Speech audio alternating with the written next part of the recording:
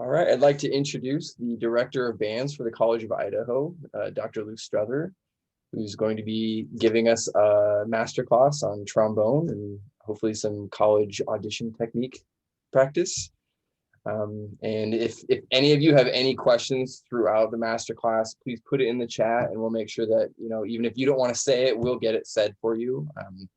And he's going to actually perform for you guys a little bit. And so if there's anything while he's performing that you find interesting or you'd like to hear again or wonder why he made those choices, make sure you're thinking about those things so you can ask him when he's done. But now I'd just like to turn it over to Dr. Strother. Hello, thanks for coming. This is exciting. Let me introduce my accompanist, Travis Horton. He's the piano professor out here at the College of Idaho, and we're excited to jam for you guys. Yeah? We worked up about one of the most famous solo trombone pieces. I'd be surprised if some of you didn't know it already. The Grandal Concerto. It's probably about the most performed solo trombone piece there is. So we're going to play the first movement of it for you, and then we can take some questions. We can talk about some trombone stuff. We can do whatever we want. Sound good? Cool. Here we go.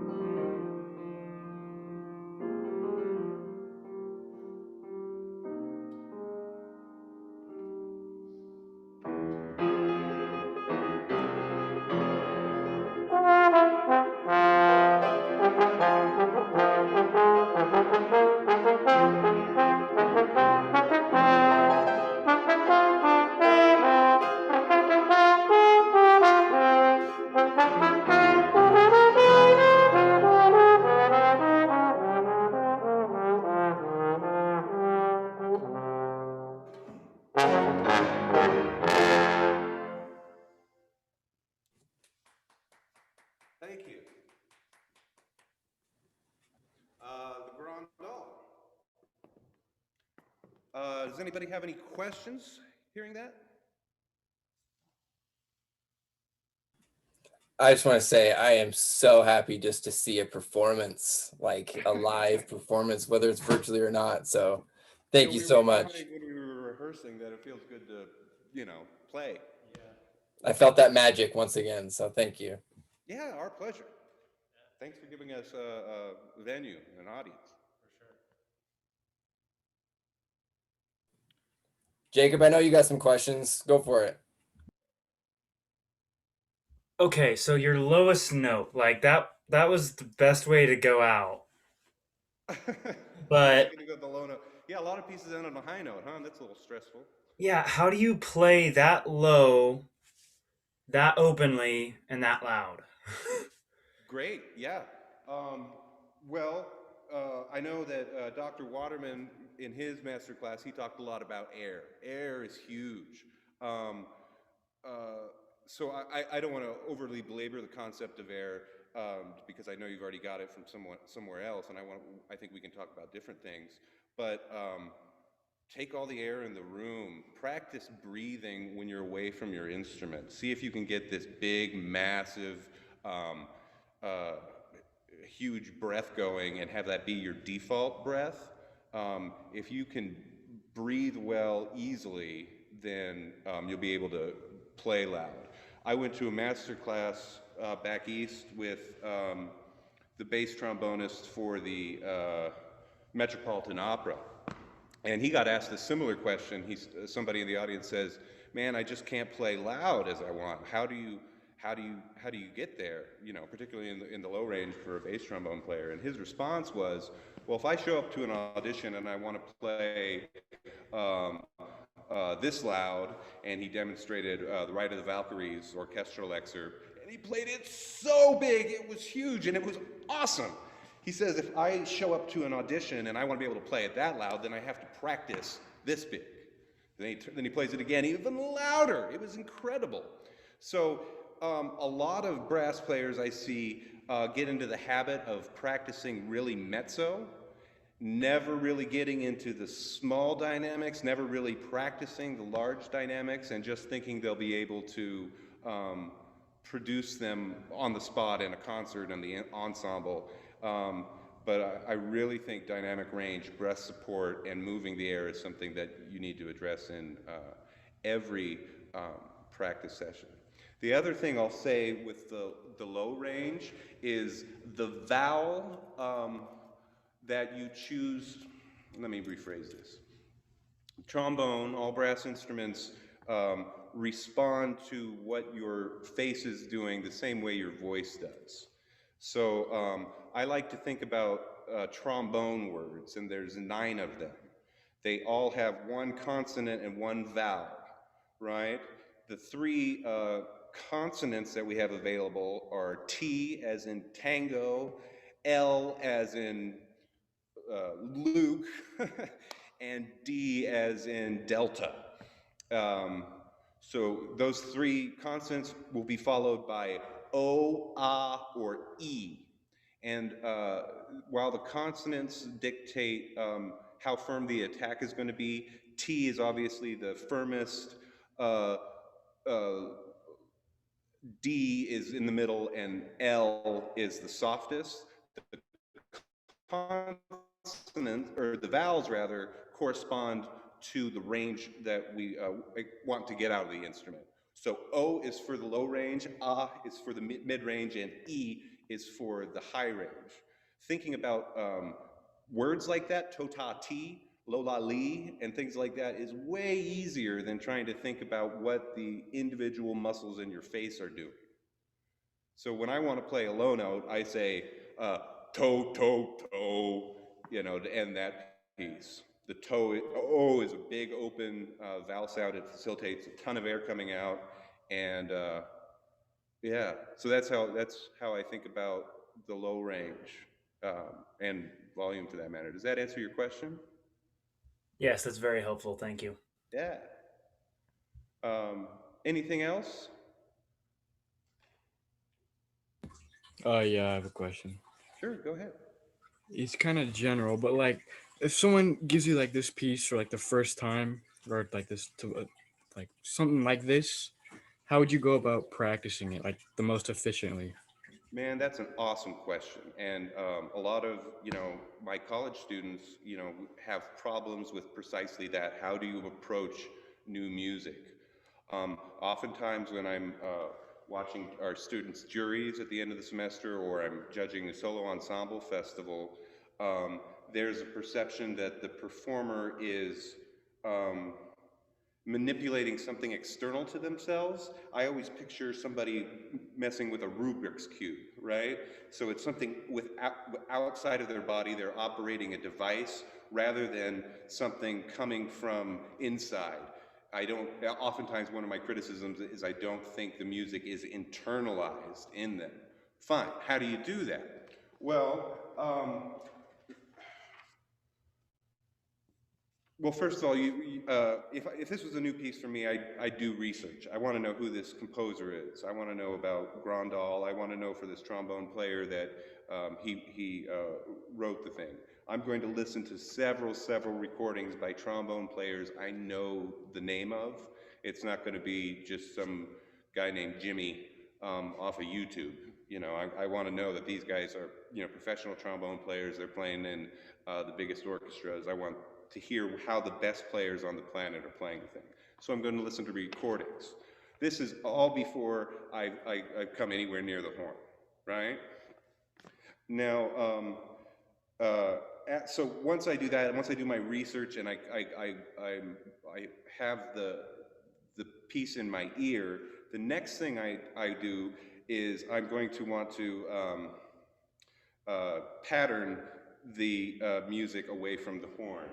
I might, sorry, I might play it on a piano, play it on a different instrument. I'm going to come down.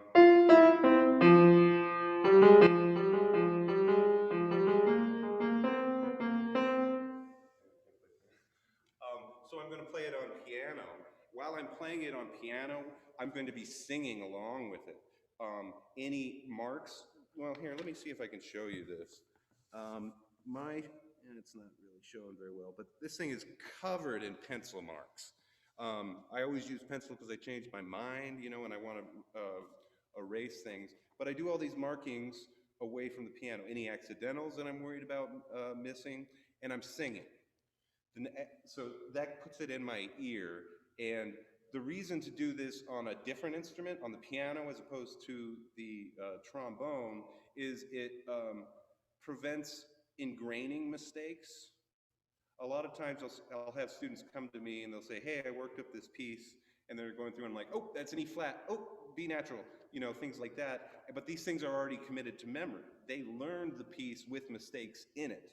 So then the rest of our time working with the piece is an attempt to unlearn what they've ingrained already as they were working up the piece. So by working it up on the piano, I keep myself from making that any of those ingraining any of those errors in that way. After I've done that, I call it air tromboning. You might think it's silly, but this is the first step of trombonifying this piece of music that I now know pretty well, right? I'll come to the top and always singing. I think all wind and brass players need to be more comfortable with their voice, because that's how we internalize the music. If it sounds like you're just operating a piece of machinery, it's going to come across as a less musical performance, I think. So, in my practice room, all by myself, I might sit here and say, okay, dee da da da dee da da dee da da dee da da da dee da da dee da dee da da da dee da. Playing air trombone this way, singing, observing all of the accents, observing all of the words written on the page. If it says dolce, rubato, stringendo, all these different musical things, I'm doing all of that.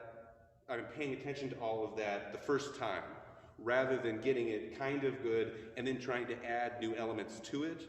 I'm starting with a complete approach to it. Finally, the last thing I'm going to do, when I come to the instrument, I'm going to play it only at a tempo that I can make 0 errors.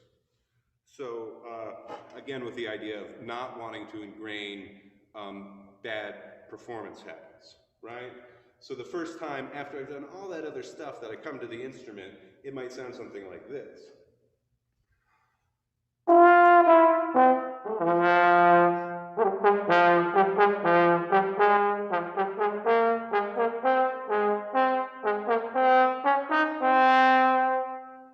So I'm playing where I can have complete control of it and be really completely accurate. I'm going to be playing with a metronome, so I know exactly what speed I'm at today, so that when I come back tomorrow, I can click it up a notch if I'm ready, till I get it up to the desired performance speed. Yeah, I guess that's how I think about approaching solo music. The biggest thing is have it be inside you. Know exactly what you want it to do and exactly what you want it to sound like. How often while Pretty you're much answered the question. practicing do you just play it down? Well, if it's initially, very rarely. That's something that comes once a piece nears being able to be performance ready. So if it's something that I'm exploring, I'm not using the instrument. If it's something that I'm learning, it's slow in chunks, repeated. I call them Legos. I'll learn this Lego, and then I'll learn this Lego, then I'm going to put them together. And only once I know all of the entirety of the piece will I try to play it in context. So that's a very, what I call a late stage feature. I like the Lego concept. I'm going to steal that for sure. Yeah, steal away, steal away. So yeah, so for example of that difficult passages in particular bear the repetition. If you start at the top and play to the bottom and say, well, that was maybe a little bit better than yesterday, and you don't have specific focused practice on areas, it's a lot harder to get a polished product. So to demonstrate that Lego idea, these might be small chunks, right?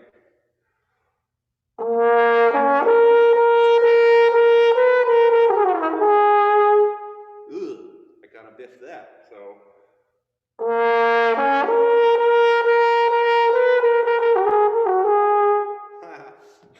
I'm doing a good job of demonstrating making mistakes.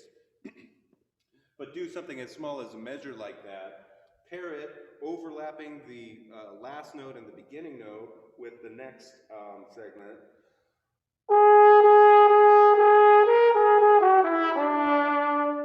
Finally, connecting them.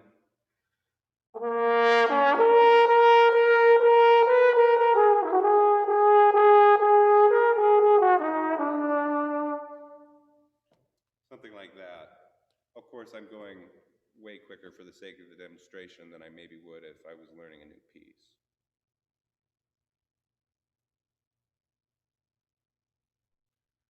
Is that a helpful approach to new solo music? Does it give you some new things to try when solo ensemble comes back? Yes, thank you. Yeah. I have a question on how would you approach tuning? Because you're holding a giant tuning slide. Singing. Well, yeah, like, of course, we're the only fretless brass instrument. Horn players, tuba players, trumpet players often have the mentality that if I push the right button, the right note's going to come out. So maybe they're less conscious of their pitch than a trombone player has to be, because, of course, we can play microtones all day. My band kids get tired of this story because I always tell it. One of my first jobs out of high school, I worked at an old lady's shoe store. It was pretty awful, but the only part of the job that I really liked is the end of the night where I got to take the trash out, because we had this electric trash compactor that we had to throw the trash in. You throw a couple bags in, you'd push the button and you have to sit there and wait for it to get done. But it would have this drone pitch that would play, which would go dee as it was running. And so I'd sit out there and I'd sing with it. I'd sing with the trash compactor, and I'd make different intervals. Hear when a major third was really in tune. Can I change it to a minor third, a perfect fifth, fourth? Like really hearing all these different intervals. So again, like the way I recommend working up solo work, if you can sing it, if you can hear it, then you're going to be able to play it. The same way that singers have to have the pitch in their head before they sing, brass players also have to do this. You hear this most when talking about horn players, because of where they sit on the harmonic series. They say the horn player really has to hear the pitch or else it's not going to come out. Well, all brass players really have to hear the pitch. If it's not internal again, you're not going to play in tune. Tuners are useful devices, however, they provide visual or a visual indication of an aural measurement, if that makes sense. So you're seeing that you're out of tune, but that doesn't matter if you don't hear it. Does that make sense? Is that overly general? Do you want something more specific? No, that's a great that's exactly, what I think about is, you use a tuner, but just because you're adjusting to it doesn't mean you actually understand, why you're adjusting or what it's supposed to sound like, correct?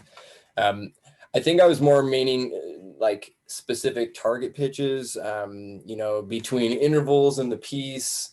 Obviously, you want to be able to sing the piece, but sometimes, different slide positions, you need like a flat 2 or a sharp 3. How do you make those determinations? Is that just practice with a tuner and long tones? It's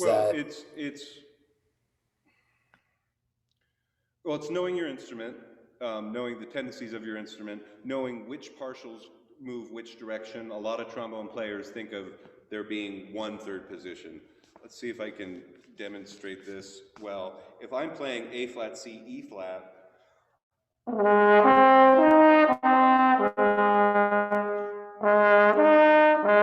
I don't know how well you're able to see that at home, but every single one of those notes, all ostensibly in third position, have a slight adjustment to it. My fourth partial needs to come in a little bit. My fifth partial needs to go out quite a bit. And knowing the instrument combined with having a fully functioning and engaged ear and listening for those intervals that you've taught yourself by singing along with trash compactors or just regular drones. They don't have to be trash compactors. Then you've trained your ear and you know your instrument, and you're going to be able to play in tune. There's a reason that every single freshman music major in college is taking a class called ear training or aural skills or something like that. That's the first thing we think as collegiate musicians we have to do is train your ear to be able to be in tune and hear the harmonic system that we use. Yeah, Travis. Thanks for coming. Thank you. Thank you very much.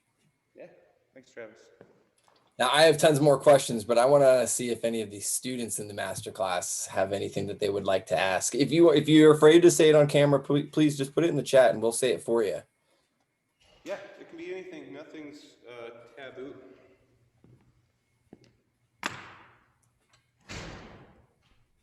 Hi, I have a question. Sure.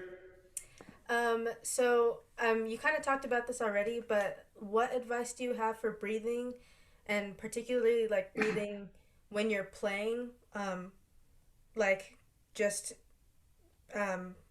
being able to breathe in the correct spots and not making it so obvious, but still being able to, play and not completely run out of breath? That's a great question. If you're training yourself to hold your breath for an extended period of time underwater, you do a kind of training that seeks to push the limit. Maybe you can hold your breath for 30 seconds to start, and then you stop, let it all out, relax. And when you try again, maybe it's 32 seconds you can hold your breath. And by doing this thing, the people that are, training to hold hold their breath, can get their time up to minutes long. What human beings can do is quite incredible. Human beings can hold their breath for 5 minutes or more if they're trained and accustomed to it. As far as trombone specific breathing, I think that our breath should be non-muscular, meaning that I don't think that your chest muscles. Sometimes when we're playing an instrument, we breathe a lot differently than if we're sitting on the couch watching TV, right? All of a sudden it becomes something we have to be conscious of rather than something unconscious that we do all the time. You breathe in your sleep, you don't think about it. But as soon as we pick up an instrument, it gets all weird and our shoulders get involved and our neck gets tight and it's a gaspy breath. The way I think of breath is that your neck is a hollow tube. There's nothing else in there. It's this big around. It's coated in Teflon and it runs all the way down to your gut. Your bones can't move because they're bone, right? So if you're trying to breathe from your chest or your shoulders, there's only going to be so far your body can expand and you're going to get full. If you're saying, see how my chest rises here, my shoulders go up? Taking this breath, I feel like I have half the capacity, if I breathe down from my diaphragm. So if I'm taking a breath, I inhale with the word whole.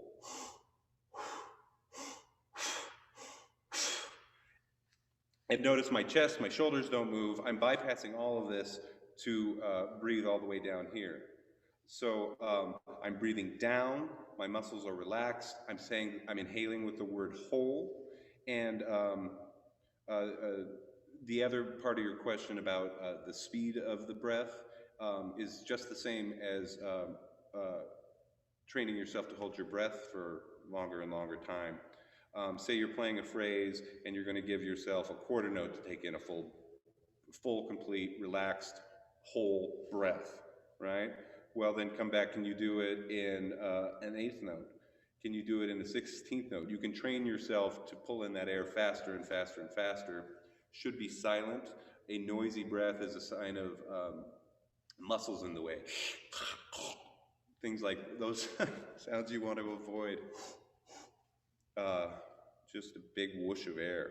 And like I said earlier, practice your air away from the instrument. You can literally do this all the time.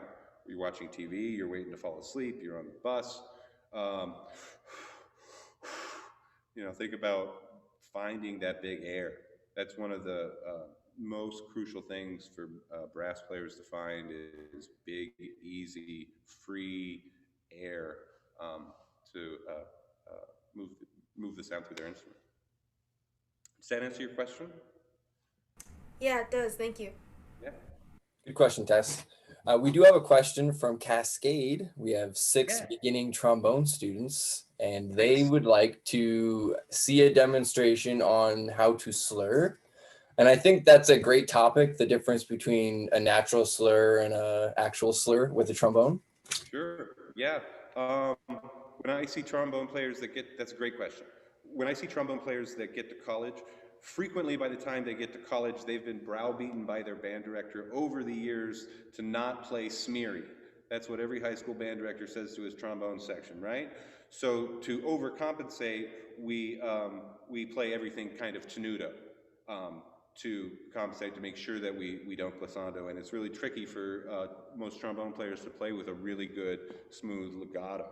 The way I think about it comes back to what I said earlier with the consonants and the vowels. If I'm going to play a legato passage, I'm going to use L as my consonant and O-A or E based on the range of the excerpt. So I'm just going to say lo, lo, lo, lo, lo, lo, lo, lo, lo. As far as natural well, maybe we should clarify the difference between natural and not unnatural slurs, but a real slur. What'd you say? Is it natural versus real slur? Sure. What the distinction is whether the two notes in question are crossing a partial or not.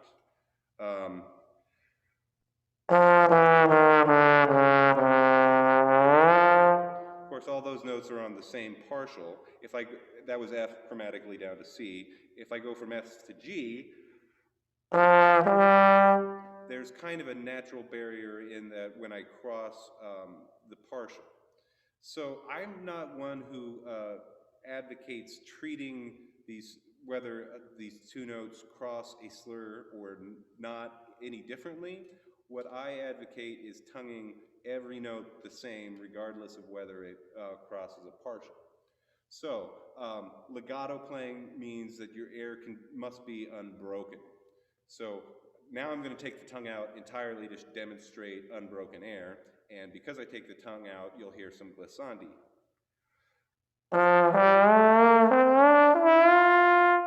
You hear the pops when I cross a partial and the rest of it's glissando. Yeah? One more time.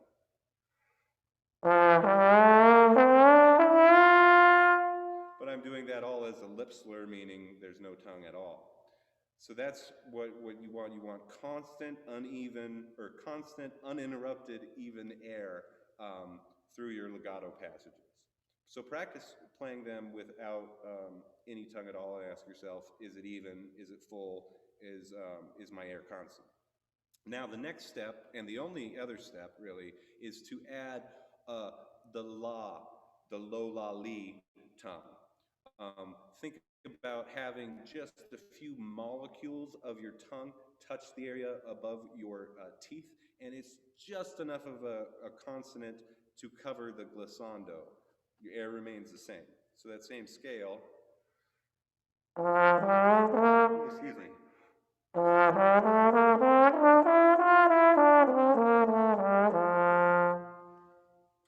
Yeah? La, la, la is the key and constant air. Oh, and a fast slide arm, right? I always use the analogy, how long does it take a trumpet player to push down a valve? Milliseconds, right? Well, where they move inches, we move feet. I once had a conductor for a opera come up to me on a break, and he had his score, and he came up and he says, how fast can we play this section here? I don't want to go too fast for the trombones. And I want to say, man, I can play just as fast as anybody else. You go whatever tempo you want. You know, I don't think that trombone players should think that they have a handicap in their slide. I think it's a really freeing thing that allows you to be really expressive. And, you know, we can move. We can do it. Is in Cascade, is there anybody that maybe wants to play a slur and see if we could, you know, listen to it and maybe provide some feedback? You don't have to. I just wanted to offer. It looked like he had a horn in his hand. He does, but we're a little bit timid. Okay, that's okay. I just wanted to offer it. That was very helpful for them. The other question that I had, and I think you were going to ask, is working on, some of them struggle with not having a spitty sound to make it nice and round and warm. And I know that's a lot of breath, but, you know, beginning trombone, brass players tend to sound like they're spitting through their instrument. Something like this, maybe.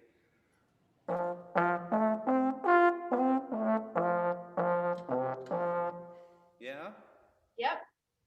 Okay, what I did to get that smaller, less attractive sound is the same thing that I would do to my voice if I wanted to sound like this, right? And what that is I close up my jaw, close up my jaw, I close up my throat, I plug up my nose, and get that really nasal sound. Now the instrument responds the exact same way my voice does. Now, so instead of talking like this, I can talk in my normal speaking voice, and I can continue that motion further to maybe opera man voice, right? Where my soft palate is raised, my jaw is dropped, my eyebrows are up because I think they're connected to my soft palate, and I make a big resonating chamber in my face and in my jaw so that the air coming out of my body resonates before it gets to the horn. So, yeah, it's the difference in how you hold your head. Drop your jaw, open your throat, and play around with your voice as maybe a way to find that. I think it's okay to say, well, I want to work on my tone. Okay, here we go. and play with a deliberately poor sound as a way to start to feel the manipulations that happen internally. All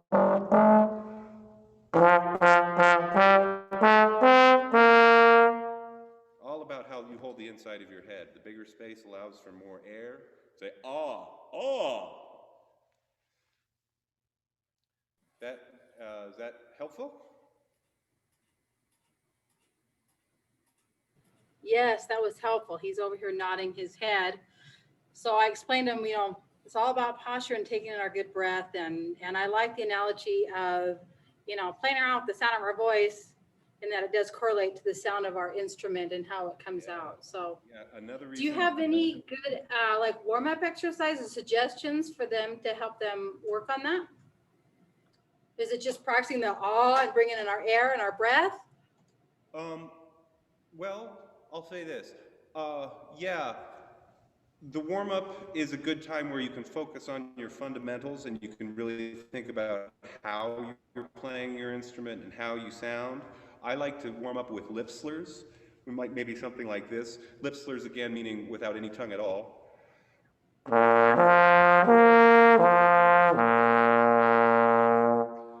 I'm thinking to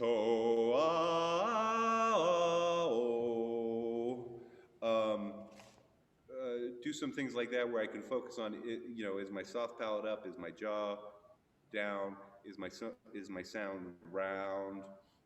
But in truth, outside of the warm up, in rehearsal, most band music is easy enough where you can think about your fundamentals while you're playing your half notes or whatever else you have, in front of you. You might think about your headspace, your resonating chamber in your head while you're playing your band pieces. Every single note you play is an opportunity for you to ask yourself, does this sound great? Am I putting out my best sound right now? Okay, thank you. Do you have any other questions? Thank you. That's helpful. Thank you. Awesome. I have a question on what your routine looks like and the length of practice that you recommend before taking a break, or how long you would spend on specific. And I know that's a loaded question. Yeah. I'm starting to think about my trombone routine in a similar fashion to the way an athlete might think about their particular muscle groups. I think that we can lessen the strain on our lips if we're using great air, right? The analogy for this is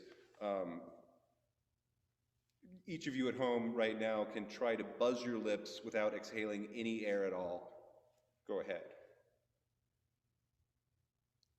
Can't be done, right? It's the air that makes it's the wind that makes the flag flap, right? So without the air, the buzz can't happen.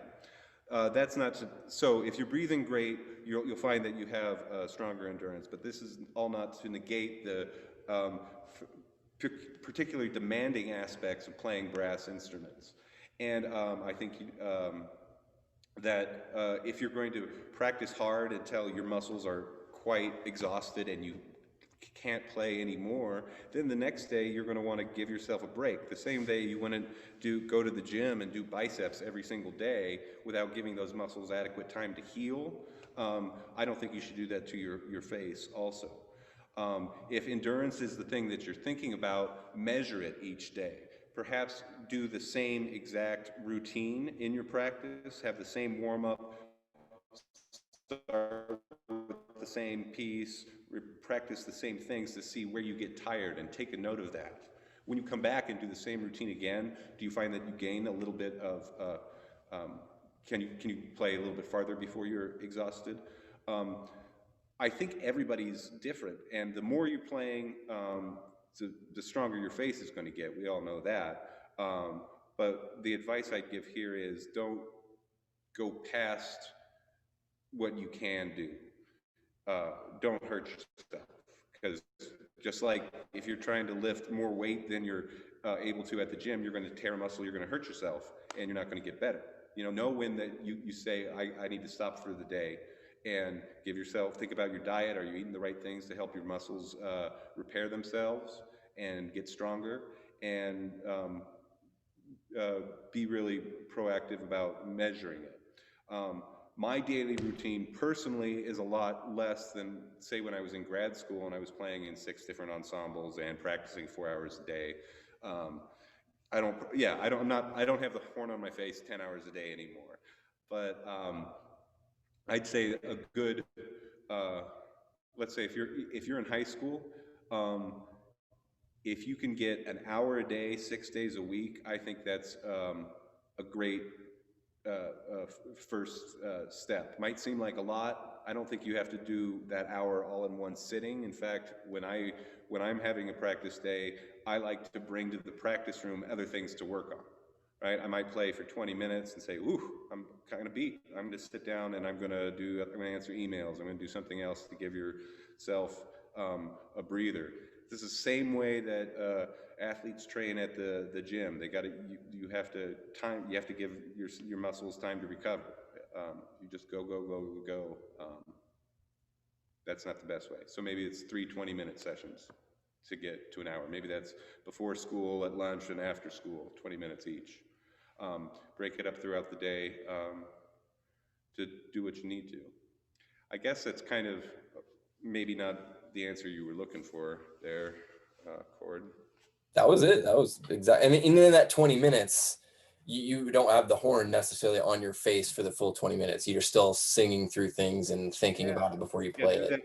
Do the air trombone, do some other things. If you think about any orchestral piece that has trombones, we're not playing all the time. They're saving us for the very end. You know, Brahms said the trombones are too holy to use all the time. So yeah, if you play Beethoven 5, you sit there through the first movement, the second movement, and the third movement before you have to come in on a high C is your first note after sitting there for half an hour. So the great composers knew about the limits of the endurance of brass players and wrote their music accordingly, so the brass players that played their work could sound great. So yeah, give yourself a break, give yourself time. Find other ways to practice that don't involve beating up your muscles. Sing, play air trombone, do things like that. I think those all contribute. Awesome. Does anyone else have a question?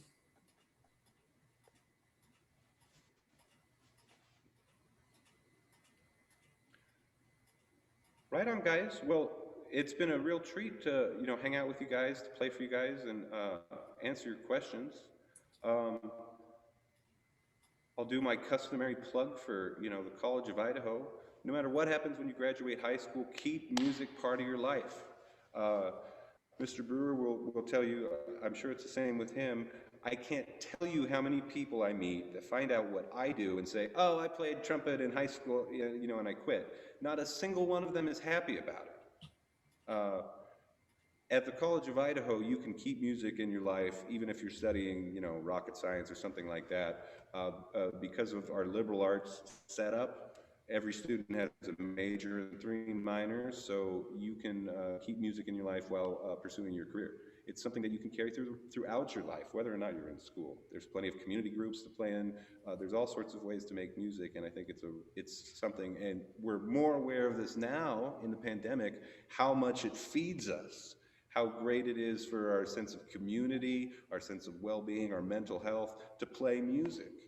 So keep it up, no matter what happens after high school. And come out here to the College of Idaho and I'll pay you for it.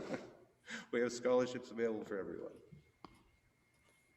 Fantastic. Well, thank you so much, Dr. Struthers. I thoroughly enjoyed this and I learned a lot, and I know all the students here did too. And from Cascade, you got a big thank you for donating your time. So yeah, absolutely. Thanks for being here. Definitely. Well, the rest of you have a great day, and I'll have this video up for if you want to, rewatch it. And I'll send that to you, Dr. Struthers. And thank you again. Yeah. You take care. Take care, everybody.